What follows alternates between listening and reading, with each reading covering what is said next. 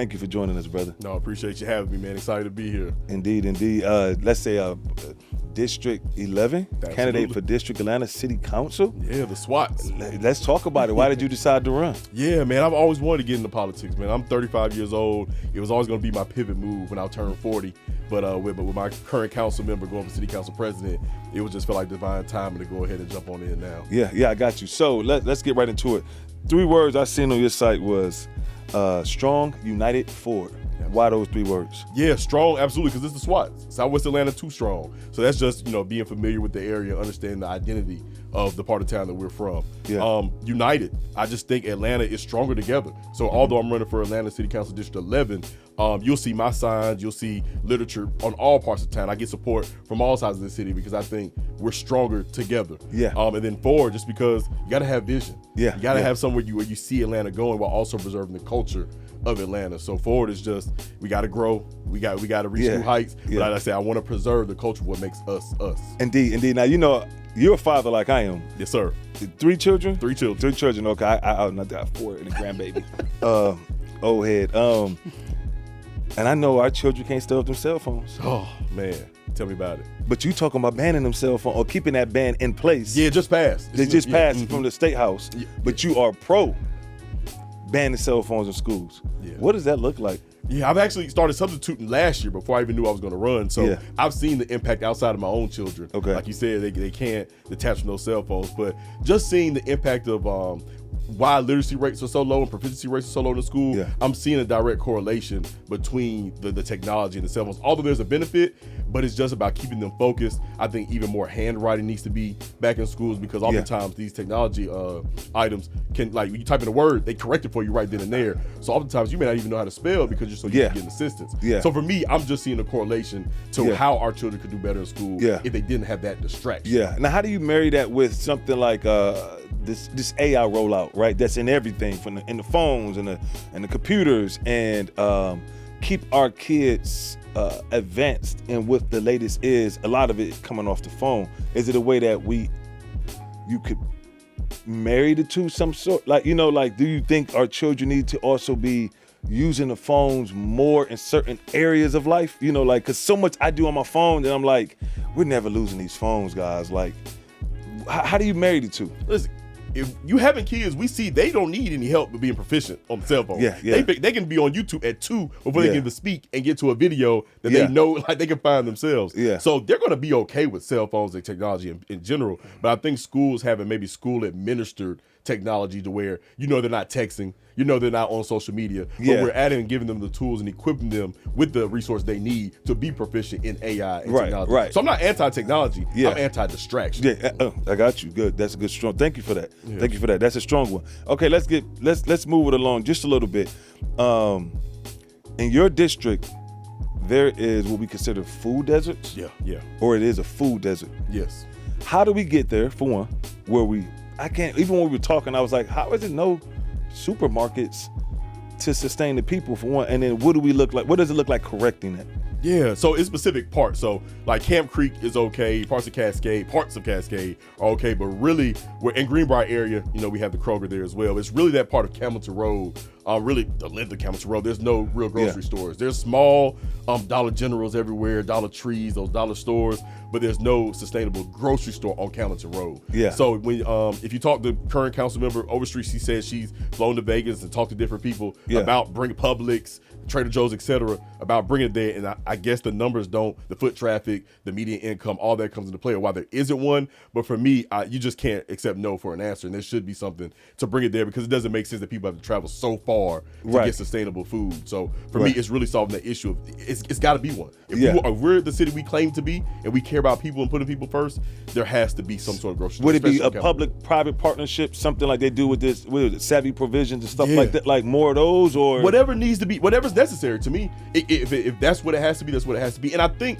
there is something on the way, but it's not at larger scale as a Kroger, Publix, Walmart, etc. It may be one of those things, but I just think there needs to be a grocery store. Even these, that's fine. Just something there to where people don't have to travel too far to get sustainable food. I'm gonna share a story with you. My wife is from Philadelphia. Her family has been in the entrepreneur space up there for a very long time.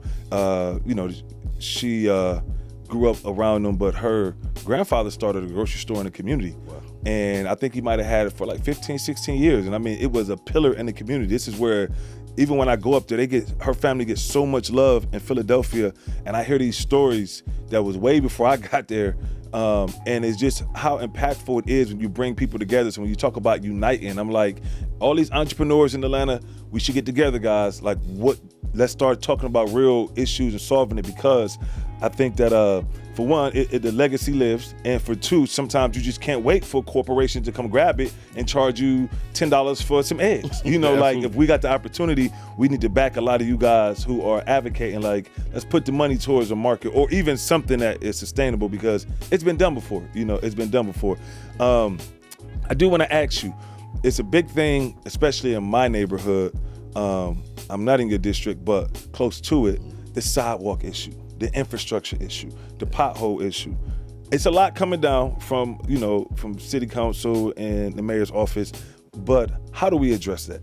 Yeah, for me, when I'm elected, and I've said this several times on the campaign trail, like day one, I want to give a Department of Transportation and Department of Public Works, and let's just walk around the area. You can give me a representative. It doesn't have to be the whole team, but give me a representative from each department or whatever department needs to be present. Yeah. And we take a walk and see this road needs to be paved. Yeah. This light needs to be fixed. Yeah. These signs need to be done. This sewage needs to be cleaned up. Yeah. And we're really going to give it to the community and figure out what the problems are, because no matter your class, you deserve to live in a nice neighborhood. Yeah. These are things the city promised you. Yeah. These are the city's responsibilities. Yeah. So with sidewalks and all that, walkability, bikeability, all that, that's just something that I think we just need to take time, walk and check with the community, and just make sure everything's in order. Why hasn't it been done up until now? Like, now it's more vocal. Was it just development? Was it the money? Was it people tending to other issues? Like the bike lane thing is a big thing, right? The MARTA thing is a big thing, especially in your district, right?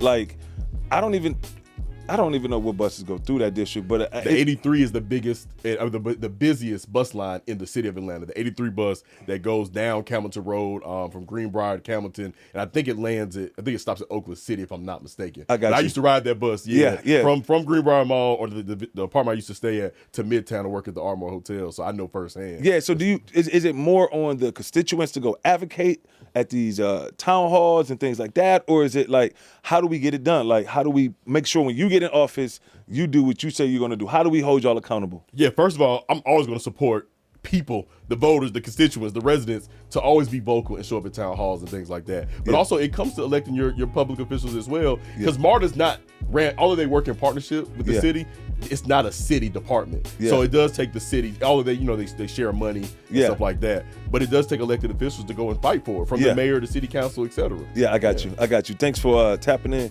and sharing that. I'm gonna move it along, and we're gonna talk about black home ownership, right? So black home ownership in Atlanta is dropping, especially in District 11, right? What concrete steps will you take to protect legacy homeowners from displacement and support first-time black home buyers? Yeah, absolutely. I think when it comes to these developers or even people, these financial institutions that are buying up these properties, I think it's either create legislation or some sort of, I guess it got to be legislation, just some sort of initiative to where, if you're going to participate in this, it does have to be regulated. Some sort of regulation to where you just can't come in, buy it up, and set your price at will. You have to preserve. When I talk about preserving the culture of Atlanta, it's not just our music, our food, and dress, etc. It's also that Atlanta's always been an equitable city.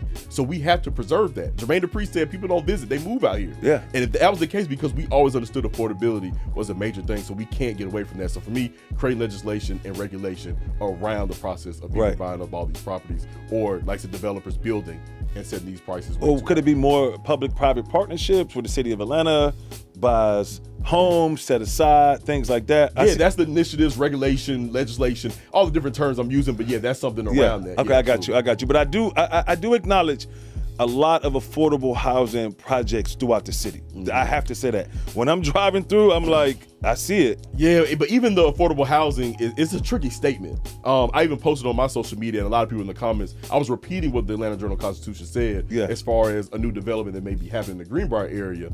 They said they're going to have affordable, certain percentage of the units will be affordable housing. Yeah. But affordable housing doesn't mean super cheap. Yeah. They base it on several things, median income, what are other developments charging. So they try to say, we're trying not to price people out, or we're always going to leave room for enough people to where, okay, we may want to charge $3,000, but we got to leave a certain percentage of these units that are $1,500 to $2,000 for people who this is what the rate is in the area. Yeah. But when people hear affordable housing, they think, oh, $1,000, $800. I know the term has affordable, but it doesn't directly equate to $800 rent. So that sometimes can be a tricky term, but I'll even admit it is a term to make people feel, oh, affordable housing, okay, but that doesn't mean cheap. It's not synonymous. And you know, these neighborhoods are changing, man. Yes, I've been here maybe 22 years now, so I've literally became an adult here in Atlanta, Georgia, right? And I'm from Ohio. And when I first got here, I remember like when it really wasn't. It was traffic.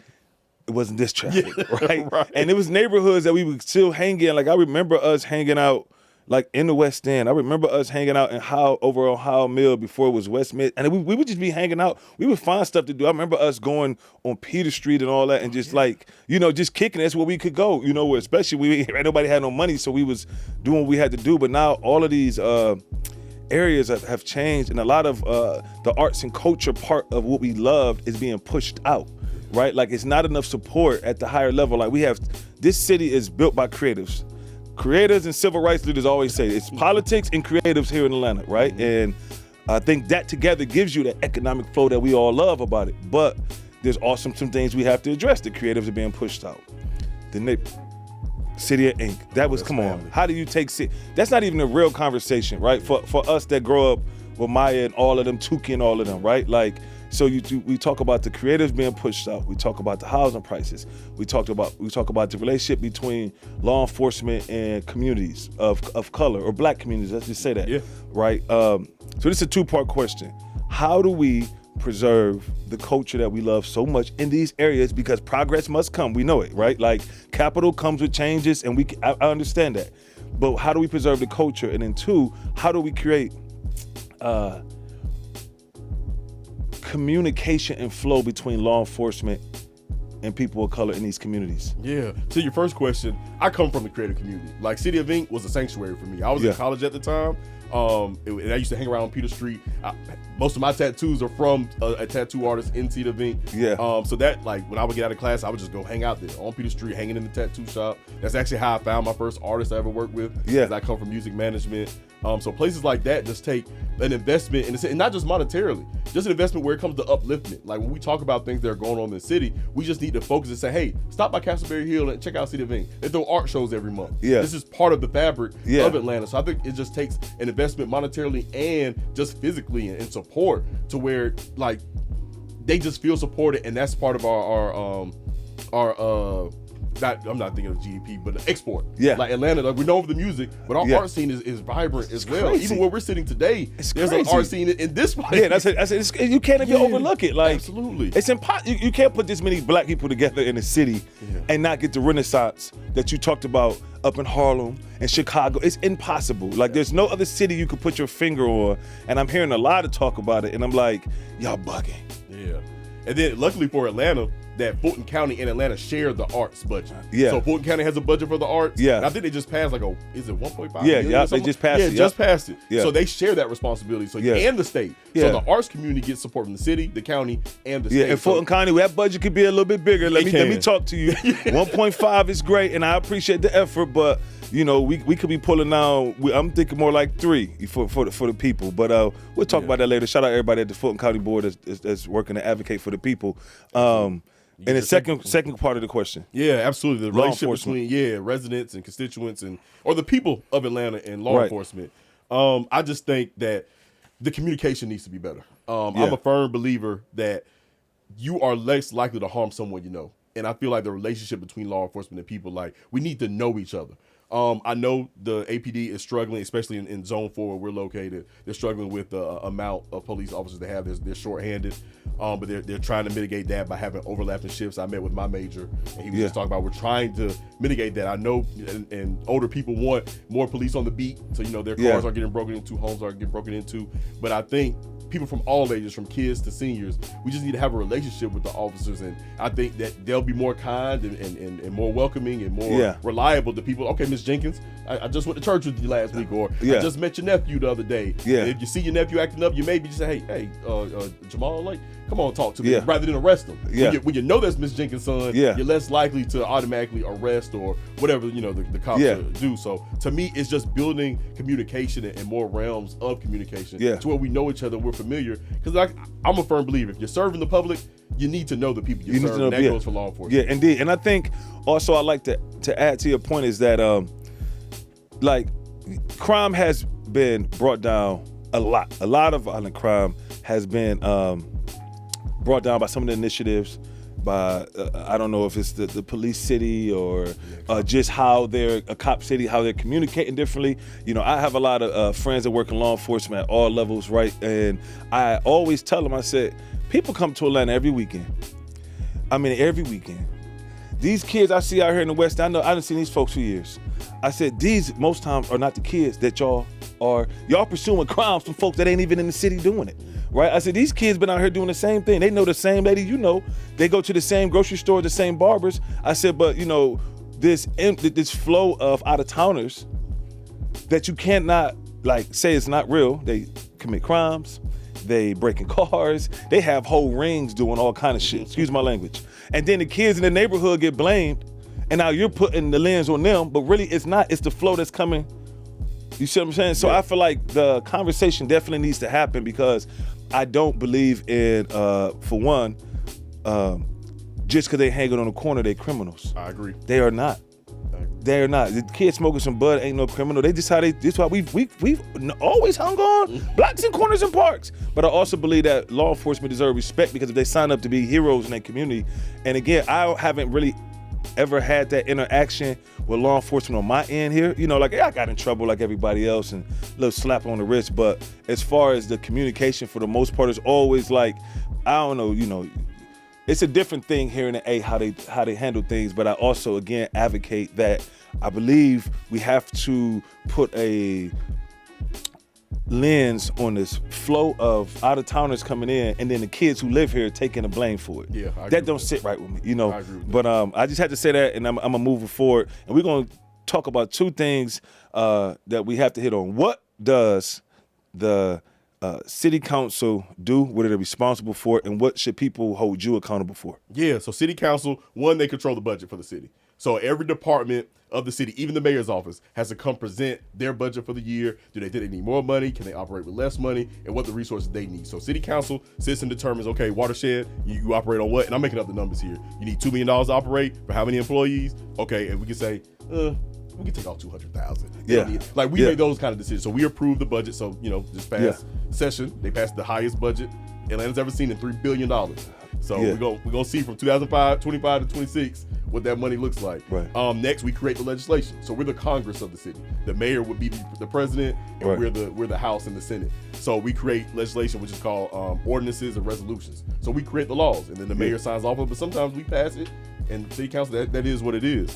And then we're also many mayors of our districts. So before you go to the mayor, it's smart to have a relationship with your council person, because they may be able to solve the issue before it even gets to the mayor. Indeed. Yeah, so those are the three main responsibilities. So holding me accountable looks like what we talked about earlier. Infrastructure, from law enforcement to education. Even though it's not school board, we all have schools in our districts to make sure that our children are being educated and equipped properly. So it's really just any issue there. Of course, HOA, and if you live in an apartment, your management, there's things with your building, the yards and all that stuff that it's kind of reserved for that. But anything above that is kind of up to city council. Ordinances around, if a business looks terrible or it's too junk, hey, you can call your city council person. Of course, there's a department for it, but your city council person is the liaison to all the departments in the city. So if you have a direct line to them, you don't know who to talk to exactly, we'll point you in the right direction. I got you. Not solve it ourselves. I got you. Thank you for answering that, because a lot of times they say, we advocate for you. We were out here door to door. We were supporting you, and you get in office, and I can't get you on the phone no more. That's not going to be me at all. Like I said, the way I operate throughout the city and my personality, I'm too easy to find. You're gonna see me at Kroger. You're gonna see me at the elementary school. You're gonna see me around at night. Like, you can, even if you can't get me in touch with me via phone, email, the office, which that's not gonna happen. But let's just say you're going to run into me. I got you. Like, I got you. Yeah, I got you. and I'm not hiding. That's the whole I mean, you do a goal lot of podcasts. You be out here, don't you? Yeah, I want to show people like I'm not hiding, and I think that just only makes me. It gives me better ability to serve. Yeah. I received that. Let me ask you this question with the budget. I did read some interesting information though. There was a deficit. What was the deficit here in Atlanta, and what is that? Like, explain it to those who don't know. Yeah, I didn't see the exact number. I don't want to say the wrong numbers, but I know there was one, and there was some drama around. I don't know if this is what you're referring to. Yeah. There was some drama around, there was a budget set aside for something, and they used it for something else. Yeah. And I can't remember the exact details of it. But when a city operates at a deficit, it's just when city council passes a budget, say, hey, we got $3 billion, and then the city goes over. So then you're operating at maybe like kind of in debt. Yeah. Something like that. So the deficit is just saying you went over the budget that we already set aside or allocated for the city to operate that way. So and how do constituents? Because essentially it's our money. Yes, correct. Right, it's our money. Yep. So we should know about the budget, like you know about your house budget, right? Or you should know about your grocery budget. Could there be more transparency from folks at City Hall with these type of things? I don't think transparency is. Well, first of all, transparency is always a thing just because you always want to know as many details as possible. But I don't think that's the issue. I think it's simply the way information is given or the lack thereof to people. Because you can watch these city council meetings like they're visible, they're open to the public. You can go sit there. I went to one the other day supporting my homegirl Ishay, right? And Ishay, love Ishay. She lives in the district. Yeah, and I went there and I was like, where's everybody at? Yeah. All this yelling y'all do at these folks. And you can sit right here. I mean, they had the fire chief, they had the police, all of them right there. You can walk right here.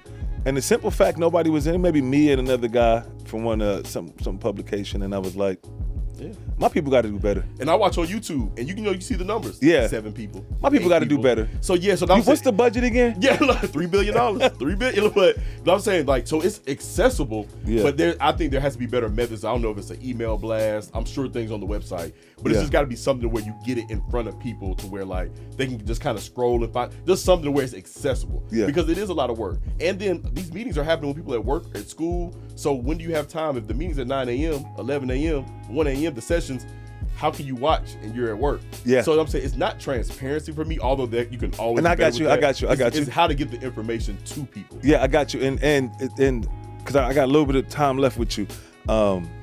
11 folks are in this race. Why do everybody want this seat? Man, is it Overstreet? She did so much work that everybody just wants to like.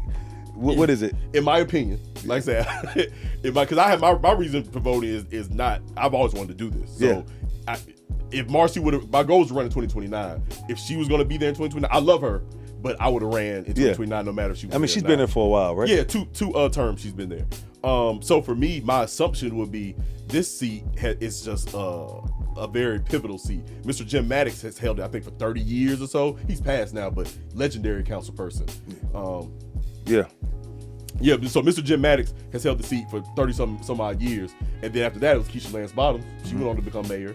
And then you have Marcy Overstreet after she's running for city council president. So in my assumption, outside of Southwest Atlanta being such a historic district and area in general, to me, I think it is looked at as a hot seat because it's open. You got to acknowledge that. But also because it could be a stepping stone to higher office as well. Oh, I got you. Because it's a lot. I was like, whoa, this is a stacked sheet right here. And it's 96% black too. So it's like, when you really, like, when you think about Atlanta politics, it really, by the demographic, it feels real Atlanta. Yeah. Like, for sure. As long as I'm saying Southwest Atlanta, it's always gonna be someone black. Yeah. So what's all Southwest? What's all in District 11? Where is your district at? Like, so what neighborhoods? You have the Greenbrier area. You have Camilton Road, pretty much. I mean, there's parts of Camilton Road goes into South Fulton, but pretty much the whole Camilton Road, Ben Hill, Cascade, from John A. White Park to 285, Niskey Lake, Brentwood. And I think, that's pretty much it. Of course, you got some spots, but that's pretty much the general area. I got you. And we're going to move this conversation along the culture. Camp Creek. Can't forget Camp Creek. Absolutely. I got you, because I know we got a little bit more time with you, and I want to say this. When was the last time you cried? I might say often. Just, I'm not afraid to cry. Last time I cried, last time I should answer quick. Definitely was within the year. Just don't know what motivated it, but definitely within the year. Okay, and favorite hip hop artist from Atlanta? T.I. Favorite hip hop artist from New York? Hove. Best city to visit in the United States? Visit. For me, Dallas. Best president ever in the United States? Ooh. Georgia boy, Jimmy Carter. I know a lot of people won't agree with that, but love my Georgia boy. Jimmy Carter. If you could visit any beach in America, which beach would it be? Visit. I think just went to Panama City Beach. That's a dang. I'm trying to answer rapid fire for that stuff. I just want to go to the Gullah Geechee Islands. Yeah, in the Carolinas or something, and just. And favorite dish at Thanksgiving? Dressing. Gucci or Jeezy? Jeezy. QC or LaFace? Oh, home team QC. Jermaine Dupri or Babyface? Jermaine, home team. The Ritz or the Four Seasons? Four Seasons because I've hung out more and they're like without even having a room. Everybody at the Four Seasons. Yeah, it's funny. If you could pick anywhere to travel in the world, where would you go and why? Oh, Tokyo, easy. I'm just a big advocate of culture, and I think culturally, I could learn a lot, just as far as like the cleanliness, the respect, the masculinity, like just the culture outside of like legislation and law. Just the culture, I think the way they live, and then of course it's beautiful. The technological advancement. Yeah, I gotta get to Japan. And if you were to summarize Trump's first 60 days in office, how would you do it? Aggressive. Aggressive is what I would call it. He's just all gas, no brakes. Yeah, he's just moving. He's doing what he said he was gonna do. Yeah, all gas, no brakes. If you're in his way, he's moving you out the way. Yeah. So, but one thing, and I know you didn't ask me this. One thing I appreciate or admire about it, I have no problem saying it, is that. And I say this about Maynard too. They show what can be done. I don't want to hear any excuses from any other politician. If this is the way, I know he's the most powerful politician in the world, let alone the country. But if he's showing what can be done by moving this way, that means when somebody else is in office, I don't want to hear what you can't do. Yeah. He's shown what you can. Yeah. Whether it's breaking the rule, he's not being punished for it. So Maynard was the same way. They're not breaking the rules or coloring outside the lines, but that attitude of I'm going to get this done my way. It's like, okay, that's why I'm kind of tough on politicians and hope people are tough on me. Yeah. Because I've been shown what can be done. Yeah. Especially in a city like this, but I ain't going to tangent. No, it's all good. It's all good. That's what we're here for. Most influential, Tupac or Obama? I'm just going to say Obama. Like I'm going first. Top 5 hip hop artists of all time for you. For me, okay. Hove, Tip, can we say Outkast together? Yep. Outkast, Wayne, Lil Wayne, and Juvie. 5 worst rappers of all times. Worst. 5 worst. Dog. 5 of the worst rappers. Eminem. I do not listen to Eminem. Worst. God. Magoo. The rest of peace, Lord. Wow. Oh, that was a curveball. Worst. Tony Yayo. Who else? Oh my God, two more. Oh man, worst. God, I don't know. Let's just say Timberland. Okay, as a rapper, yeah. As a rapper, let's throw Timberland in there. I'm fine with that. God, number one more. Worst rapper. I'm thinking like people sitting on one park couch. Just a bad rapper. The guy, LA the Dark Man who DJ Drama used to put on all the gangster grills. Even DJ Drama apologized for that. He tweeted, he's like, I'm so sorry. I tried to put LA Dark Man on you. LA the Dark Man, I'm sorry, bro. He put him on every gangster grills. Everybody's like, why? I got you. Yeah. That's a good one. And the best part about fatherhood for you? Oh man, just the responsibility of it. The fact that there's life that depends on you. Like, I know it's heavy, but I'll never like take that for granted, man. And then to watch somebody come from not existing, to just being their own person, man, and know you had something to do with that. That's beautiful. A fulfilling experience. That's beautiful. And if you could leave the world better than you found it, what would be a message to black families? And look at that camera right there and let them know. Yeah, if I could leave the world better than I found it, I would just let everybody know that you can do anything with the proper resources and being equipped with the proper tools. It's not you. It's just maybe you just have a lack of resources and opportunity. So just know that when you see all these people who are reaching certain heights, who are getting a certain amount of money, who are getting certain opportunities, just know that could be you too. It just may be a lack of that. It's not you. So if you put the work in, you're provided with resources, you're equipped with the proper tools, you too can do anything you want to do in this world. And there you go. Please let them know where to find you. We vote on November 4th, pulling up. So please drop your links for them so they can have all the information. Absolutely. This is Steven Dingle here, your future Atlanta City Councilman of District 11. You can find me everywhere on social media at Dingle for Atlanta, DINGLE for Atlanta, FORATLANTA. On all social media, YouTube, TikTok, Instagram, Facebook, even I said YouTube. And then my website is dinglefораtlanta.com. So I'm easy to find. Steven Dingle for Atlanta. There you go, guys. Another episode of Politics and Black Families. Peace.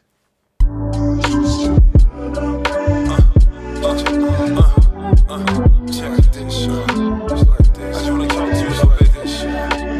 I just wanna talk to you. I'm the black sheep.